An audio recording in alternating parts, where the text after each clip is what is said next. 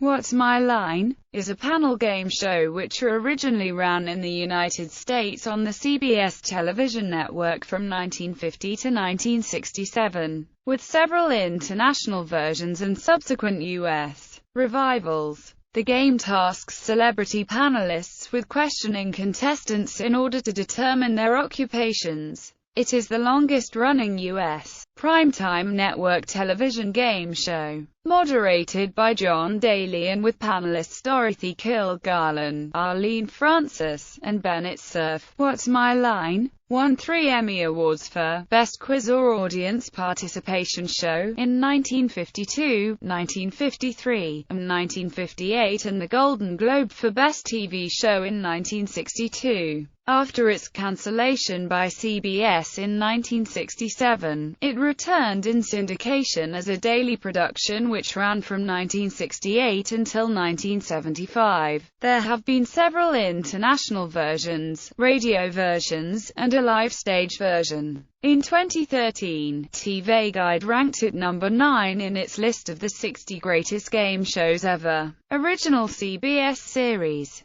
Produced by Mark Goodson and Bill Todman for CBS Television. The show was initially called Occupation Unknown before deciding on the name What's My Line? The original series, which was usually broadcast live, debuted on Thursday, February 2, 1950, at 8 p.m. ET.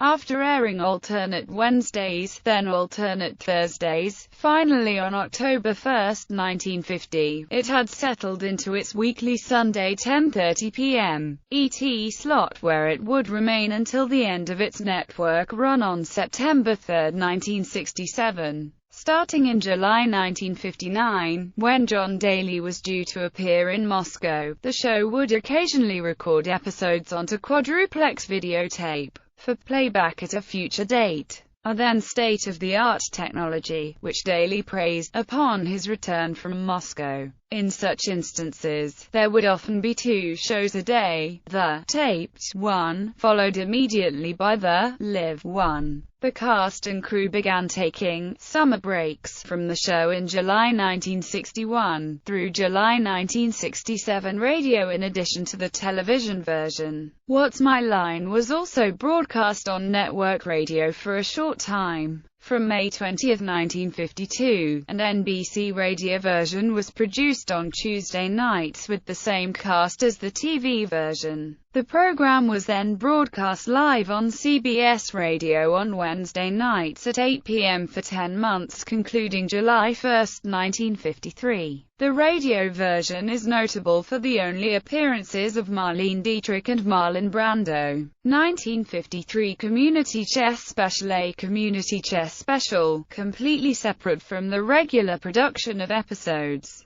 was broadcast live on all the major networks on the afternoon of Sunday, September 27, 1953. Hosts and panelists. The host was veteran radio and television newsman John Daly. Clifton Fadiman, Eamon Andrews, and Bennett Cerf substituted on the 4 occasions Daly was unavailable. The show featured a panel of 4 celebrities who questioned the contestants. On the initial program of February 2, 1950, the panel was former New Jersey Governor Harold Hoffman, columnist Dorothy Kilgallen, poet Louis Untermeyer, and psychiatrist Richard Hoffman. For the majority of the show's run, the panel consisted of Kilgallen, Random House publisher and co-founder Bennett Cerf, actress Arlene Francis, and a 4th guest panelist. During the show's earliest period, the panel generally consisted of Kilgallen, Francis, Untermeyer and comedy writer Hal Block, with Cerf replacing Untermeyer in 1951 and comedian Steve Allen replacing Block in 1953. Steve Allen left to launch The Tonight Show in 1954 and was replaced by comedian Fred Allen, who remained on the panel until his death in 1956. After Kilgallen's death in 1965, the 2 remaining seats on the panel were never filled regularly again. The most frequent guest panelist was Arlene Francis's husband Martin Gable, who appeared 112 times. Regular announcers included Lee Vines, Hal Sims, Ralph Paul, and Johnny Olson. Gameplay. What's My Line was a guessing game in which 4 panelists attempted to determine the occupation of a guest. In the case of the famous mystery guest each week, the panel sought to determine the identity of the contestant. Panelists were required to probe by asking only yes/no questions. A typical episode featured 2 standard rounds plus 1 mystery guest round. On the occasions on which there were 2 mystery guests, the first would usually appear as the first contestant. Standard rounds. For the first few seasons, the contestant would first meet the panel up close, for a casual inspection, and the panel was allowed one initial guess. However, beginning in 1955, Daly simply greeted and seated the contestant, who then met the panel at the end of the game. The contestant's line was then revealed to the studio and television audiences, and Daly would tell the panel whether the contestant was salaried or self-employed, and from 1960 on, dealt in a product or a service. A panelist chosen by Daly would begin the game. If his question elicited a yes answer, he continued questioning. When a question was answered no, questioning passed to the next panelist and $5 was added to the prize. The amount of the prize was tallied by Daly, who flipped one of 10 cards on his desk. A contestant won the top prize of $50 by giving 10 no answers, or if time ran out, with Daly flipping all the cards. As Daly occasionally noted, 10 flips and they're a flop. Daly later explained, after the show had finished its run on CBS, the maximum payout of $50 was to ensure the game was played only for enjoyment, and that there could never be even the appearance of impropriety. Later in the series, Daly would throw all the cards over with increasing frequency and arbitrariness, evidence the prize was secondary to gameplay. Panelists had the option of passing to the next panelist, or even disqualifying themselves entirely if they somehow knew before the game the contestant's occupation, and they could also request a conference, in which they had a short time to openly discuss ideas about occupations or lines of questioning. Panelists adopted some basic binary search strategies, beginning with broad questions, such as whether the contestant worked for a profit-making or non-profit organization, or whether the product was alive, worn, or ingested,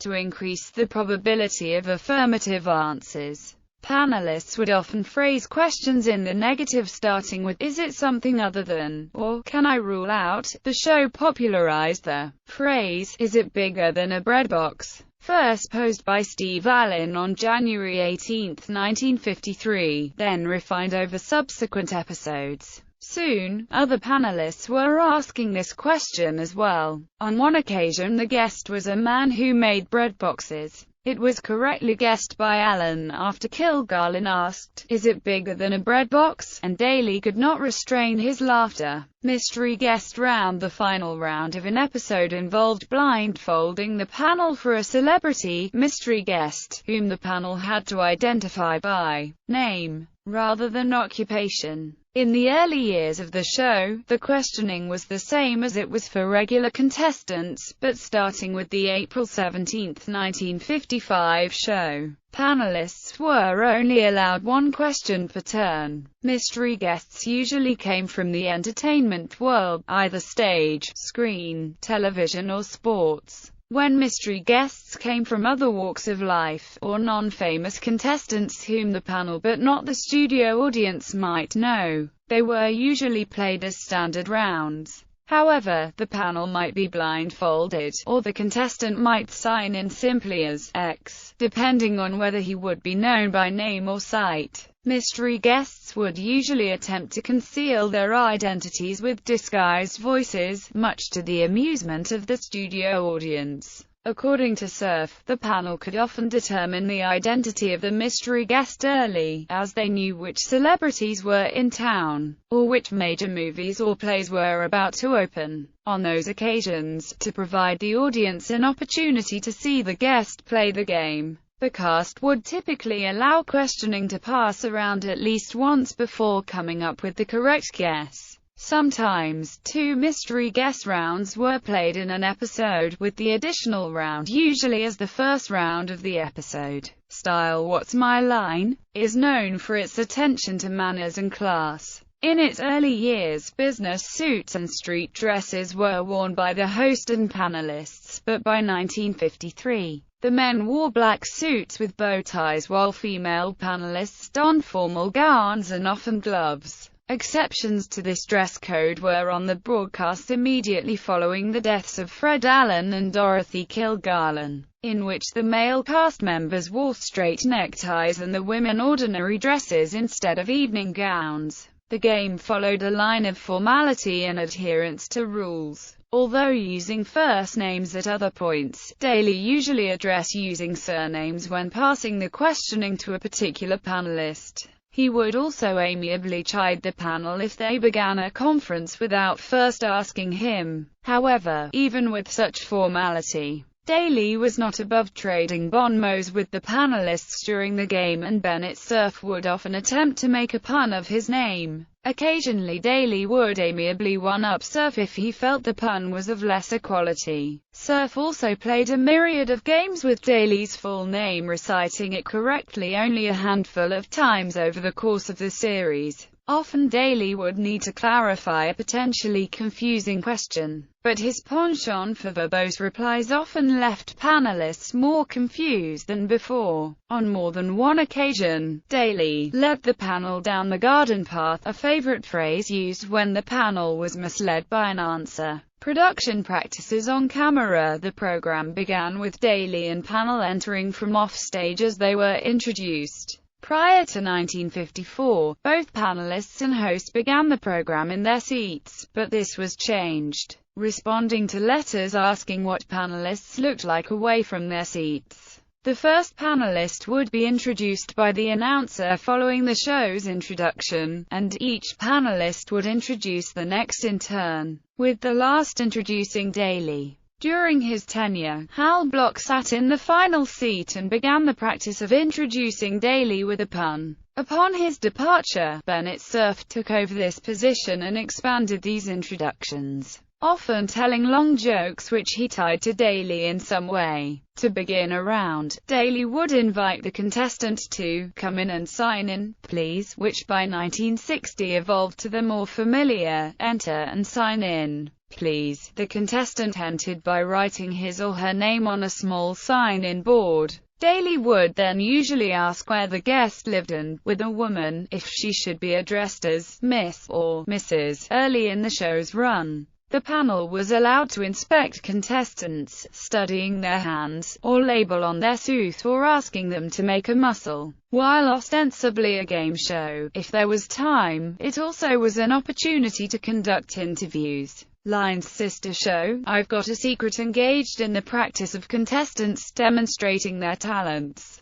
However, despite frequent requests by the panel, such demonstrations rarely occurred, as according to executive producer Gil Fates, Daly was not fond of this practice. Sponsors. After the first 4 episodes, the show gained its initial sponsor when Dr. Jules Montagnier paid to have his product, Stop Et Spray deodorant, featured in advertising on the program. This involved featuring the product in the show's opening, on the front of the panel's desk, above the sign-in board, and on Daly's scorecards. Bennett Cerf explained that Dr. Montagnier was ultimately ruined by his refusal to abandon or share sponsorship as the show entered new markets and became too expensive. After Dr. Montagnier sold Stop It to Ellen Curtis, the series was sponsored by a variety of companies which were either regular or rotating. Sponsors were accorded the same exposure on the set as Stop It. One of the first rotating sponsors, which actually came before Montagnier's sale of Stop It to Ellen Curtis, was the Remington Rand Corporation, who used their time to promote their line of electric shavers and business machines such as the UNIVAC. Near the end of its run, sponsors would be introduced in the opening title and given commercials during the show, but would not be displayed on the set. Frequent sponsors in the 1960s were Kellogg's Cereals, Allstate Insurance, and Geritol. Behind the scenes, unknown to the public, mystery guests were paid $500 as an appearance fee, whether they won or lost the game. This was in addition to the maximum $50 game winnings, which guests sometimes donated to charity. Guest panelists were paid $750 as an appearance fee. The regular panelists were under contract and were paid much more, according to Fates.